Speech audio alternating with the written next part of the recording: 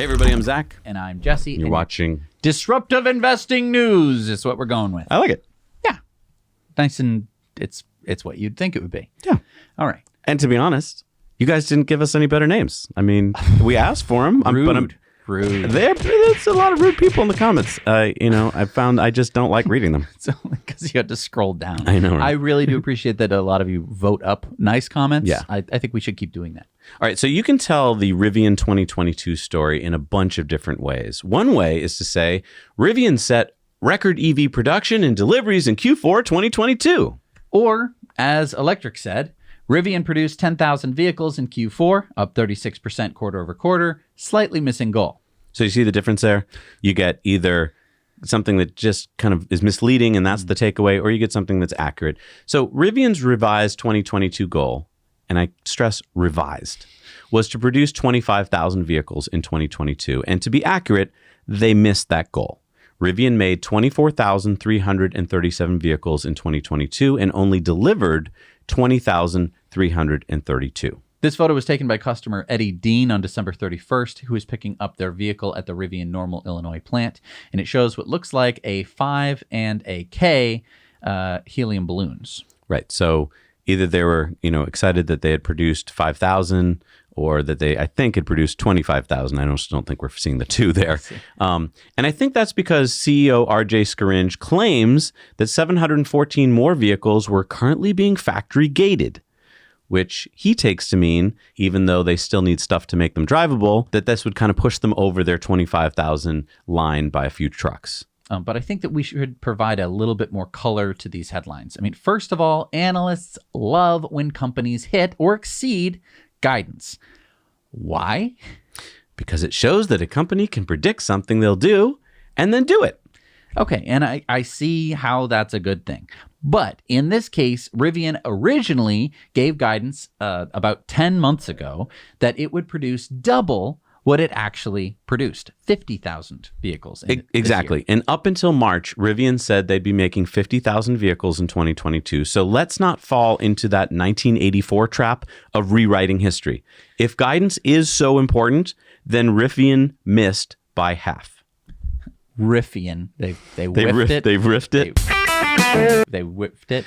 They whiffed it. It'd be better if I had a Rivian. Second bit of color. We own an R1T, and at least in our area, we've experienced that Rivian seems to be having growing pains. Yeah. So, I mean, one of the things that we've seen at our local service center is that their lack of trained employees. And by lack, I don't mean like they should have 12 and they have 11. Many days, they have one. I've talked to that one, and he has admitted that he's the only one there. And so while he's on the phone with me, he cannot do anything. Or when he's doing anything, he can't do anything else. And I thought, well, that's just today. Everyone's out sick for some reason. No, multiple days that I called down there, I got the same guy, and the same guy said, yeah, I'm the only guy here today. Well, that's pretty scary because you might think, well, maybe your service center doesn't have many Rivians. No, it has a lot. Not only do they have to fix things at the Rivian Center, they also deliver them. And they have to accept deliveries. So every time he gets called to the phone or to the front door or whatever, he stops doing the fixing. That's serious. That either means that Rivian can't find people, doesn't have the budget for people, or doesn't know they need more people. I don't know, but that's pretty scary. The second thing that's scary to me is I had a Rivian guide, right? And that's pretty fancy, made me feel really special that I could call up Hillary, my Rivian guide. The Rivian guide, first of all, left, and I got a new guide. And then the new guide really doesn't help me in any known way. Like anytime I've had a problem and I call the Rivian guide, it now just adds 24 hours to solving anything. So for instance, if I call them now, instead of getting them right away, I'm assuming they've taken on way more customers per guide. So the call goes something like this. Hey, guide, I'm leaving this message for you because I'm having a problem. My car won't start. 24 hours later, an email or a message like, oh, so sorry to hear that. Do you want me to put you in contact with your local service center? We've just been calling the local service center now. Oh, but you can't. You can't. You have to call their main office in, I think it's Illinois. No, it's in Michigan. Oh, it's in Michigan, right, where they try and call for you. And a lot of times because they can't get the one guy who works there on the phone, they go, can I leave a message with them and they'll call you back? Yeah. So, if you go through your guide, it takes about 3 days to get to service. So they do not have an app like Tesla does. I'm not saying that the app is like some kind of silver bullet solution or anything, but like the system that they have is really, really, really wonky. And I mean, we've had the vehicle since April of last year, and I thought, okay, well, that was early days. Things will get better, but it really hasn't changed much in the months and months that we've owned the truck. Yeah. We've had a couple of pretty gnarly experiences with it. We're going to put out some videos about it at some point. Just Google like Rivian front trunk problem. Third bit of color. Many Rivians will not qualify for the $7,500 federal tax credits because they are too expensive. Yeah, the MSRP limit under the credit is $80,000 for trucks, and most versions of the R1T and the R1S start over that. So going forward, Rivian is going to have a tougher time selling trucks, especially if the Cybertruck can come out under this limit. So remember, Rivian has about 100,000 orders, although a lot of those customers have dropped their orders when the new pricing was announced. And Tesla has over 1 million pre-orders before Tesla stopped taking pre-orders for the Cybertruck. Rivian's stock price, like a lot of other EV makers, is near 52-week lows, down 82% in 2022. But Rivian now has a market cap of just $15 billion, which is way off from a little over a year ago when Rivian IPO'd with a market cap well over $100 billion. They would be lucky to make 50,000 vehicles this year in 2023, or about $5 billion in revenue. But remember, losses will probably be $6 billion. So yeah, you heard me right. Even if they make $5 billion in revenue, because they're spending so much money, they'll probably lose $6 billion in 2023. And what I want to discuss lastly is the new R1X that you might have heard about, the SUV version. That will start at about $115,000. What? No. I thought that Rivian's new platform was supposed to be cheaper. Yeah, that's the R2 platform, and that does seem to it'll happen at some point. But the next thing they're switching to is the R1X, and I think the reason they're doing that is they saw Lucid come out with an SUV, and they thought, well, we need to have our version of a really expensive SUV. Problem being, the R1S has come out, and the glass roof for it, which is this monolithic big glass roof, well, it's tough to do glass roofs. I mean, Tesla had problems with their glass roofs when they first started.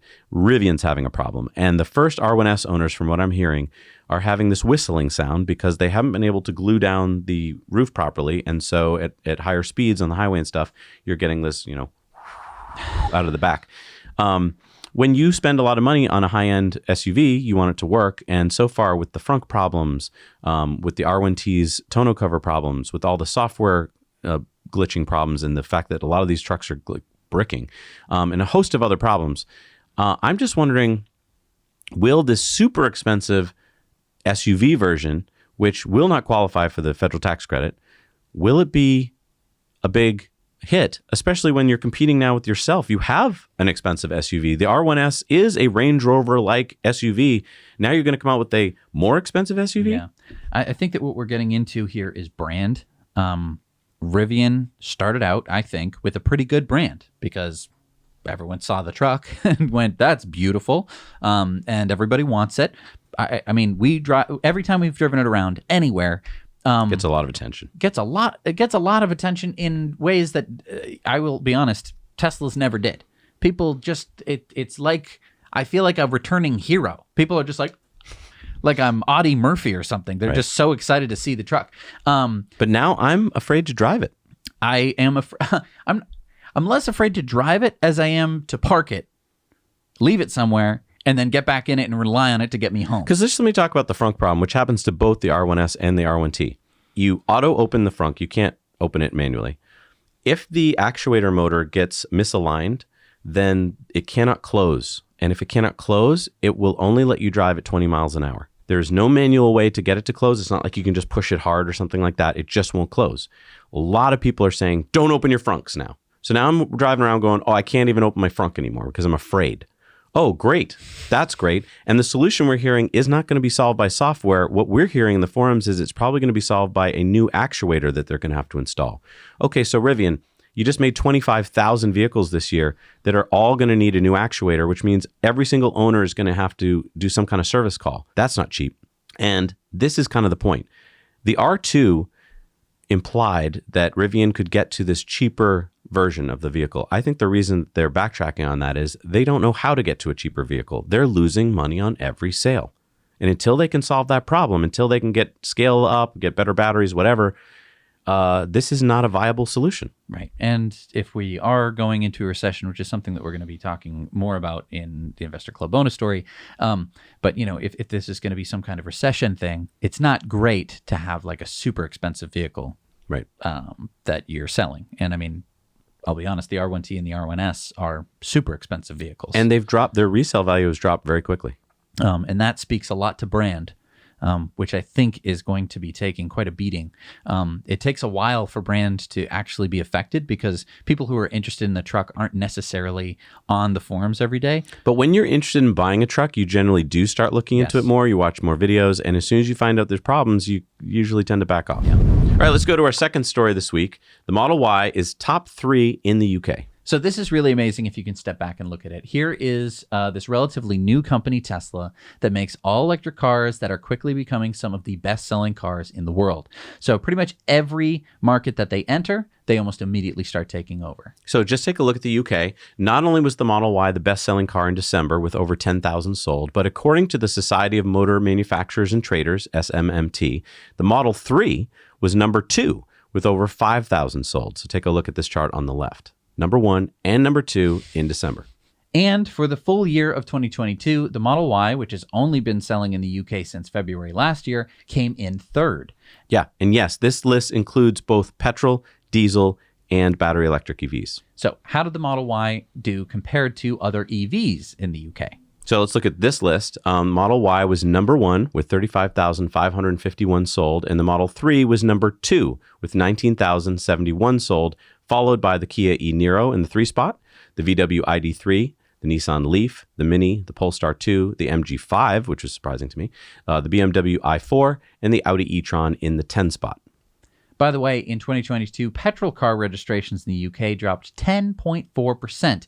Diesel dropped 38.9%, while BEV increased by 40.1%. If this doesn't show you that EVs are here now, I don't know what does. And the sad part here is we have to find these numbers from these little groups here and there that track them because Tesla does not track them. Tesla gives you worldwide numbers, and that's it. And I mean, maybe that's good, maybe it's not, but I think it's bad because that means that anytime a journalist, let's say in the UK or in Taiwan, sits down to write a story, they can't just say, and this is how it compares to Tesla, because they get stuck, as I do every week when I'm writing the show, of going, wait, what are the sales in Europe? And so you have to go hunting around for people that we've had years to find. Yeah. But if you don't, if you're kind of just like a generalist kind of journalist, then you're stuck with like, oh, I don't really know how it compares in England. So I won't put that in the story because, they're in a busy newsroom. They don't have time to be looking in like, is this a reputable source? And that's why we bring you this news because you might be like, well, who cares? It's just the UK. But it's news that you didn't know about. If it's doing this well in the UK, guess what? As we talked about on the main show this week on TTN, it's doing well in Taiwan. It's doing well in all these different markets, and you're not hearing about it. So now that you can know about it, that helps you be a smarter investor. Thank you so much for joining us for Disruptive Investing News. We'll see you next week on Disruptive Investing.